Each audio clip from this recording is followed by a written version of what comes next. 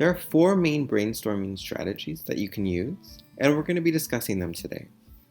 And hopefully one of them will be beneficial to you that you can use in the future. One of the first main strategies is called mind mapping or concept mapping. And basically this is when you create a spider map, a bubble map, or a clustering of ideas. This is a visual representation of your writing. A lot of people sometimes do doodles or they do something to actually bring their ideas to life in a visual manner. So if you see in this example, for instance, we have a central topic and then you have small subtopics. And off of those subtopics, you have smaller related ideas. This is just a really good way for you to see how many ideas you have and what related idea or supporting ideas you have to help for you to figure out what you want to explore. For instance, if we have a central topic here, and then we have one subtopic here, but for instance, say we erased one of these related ideas and we only have one here, and we have two here, then you can see, for instance, when you're organizing your ideas, that maybe you have more information here, and that's what you should talk about in your essay, or you should explore. And say, for instance, if you only have one here, then perhaps that is something that you shouldn't explore in your essay, or that is a topic that you need more research. So that's just a good way for you to just visually see how your ideas are playing with each other. And that's how you can keep your ideas in check. So to start, all you have to do is write down an idea, and then you just keep circling and circling, and this can just be as expansive as you want. So if you like to actually write this down, you could do this in a journal. You could use different colors if you want. Or there are a lot of actually online programs that are for free that you can go on and you can use this. And you can play around with the colors, you can change this to boxes, squares, triangles, you can actually have doodles, like I said. The sky is the limit. It's whatever works for you. But if that's something that you like, if you like very visual representation of your ideas, then this is a great strategy for you. The next brainstorming strategy is called listing. And this is just simply where you list your ideas without bubbles or any of those collecting lines. Basically, you just start listing whatever comes to your mind about any particular topic. You just keep writing and writing and writing, and you worry about organizing it later. Some writers often have a pro and con list. That's something that you will see if you look up other examples online. The great strategy about this is that this is very freeing and that you don't need to worry about anything until the end. All you want to do is get your ideas out. A lot of people use this strategy in order to just figure out what their preliminary ideas are. This is a little bit more chaotic and messy than the actual mind mapping because you see there's no organization to this. But sometimes that works with people. And sometimes you want to find an organization in the mess that you have. So this could be very beneficial, especially if you have so many ideas and you don't know how to organize them. At least if you write them down, that's a start. Then you can start categorizing them later. The third main strategy for brainstorming is called free writing. Free writing is a great strategy for you to figure out what your main ideas are. It is very similar to listing. However, the biggest difference is typically with free writing, you are writing as if you are writing your essay.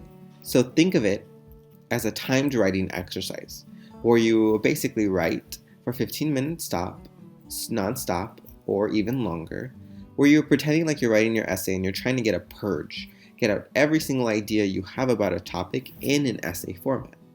When you do that, you see what you actually are capable of writing about, what you have no information about, and what examples you can possibly use.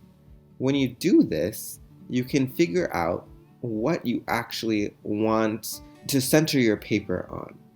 And it's a really good way for you to get a first draft out. Like, it's not a perfect one.